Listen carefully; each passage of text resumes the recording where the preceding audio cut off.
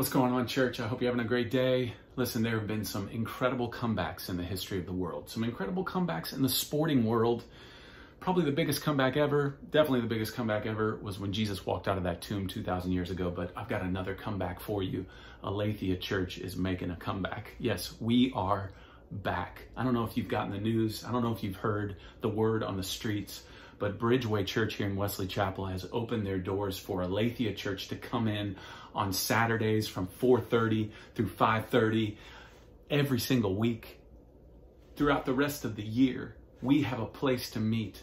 Jesus did not die for a church who would be isolated. Jesus died for a gathered church. He doesn't want us to forsake or neglect the assembling of ourselves together. And now, granted, during this pandemic, we've been forced to do it online for the most part. And my goodness, hasn't it gotten old?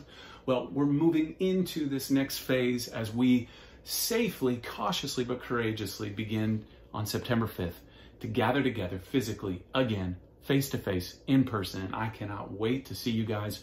We're going to take all the precautions necessary. And listen, I know families that have young children, it's the hardest for you to come and to feel like you're welcome. I want to just let you know that in those first few weeks, before we start offering Aletheia Junior again, because hopefully by October, we're going to be offering Aletheia Junior again. But for those first few weeks, I want you guys, you young families, to know that you are welcome. I want you there.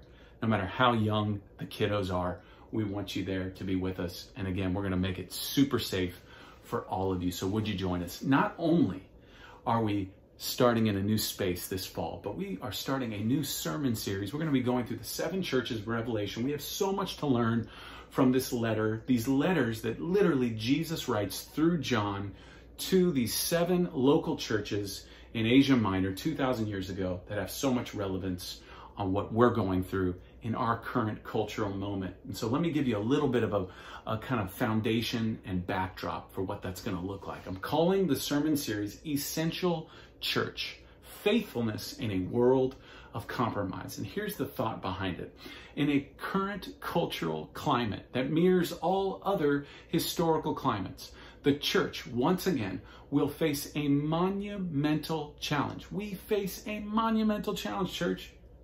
Will we bend to the fickle whims of culture, compromising the bedrock of who we are for things like a political party or a social construct or nationalistic pride or even a tribe that we ascribe to? Or rather, will we faithfully hold fast to the essentials, namely a crucified and risen Savior and King who has saved us into his family? Oh, I cannot wait to actually be physically in person as Jesus' local church here in Wesley Chapel and to be able to go through these words that were written to local churches with my church family. I cannot wait to see you. Would you join me September 5th at Bridgeway Church at 4:30? It is going to be awesome. Church, we are back. I cannot wait to see you. God bless you. And until then, I'm praying for you. We'll see you soon.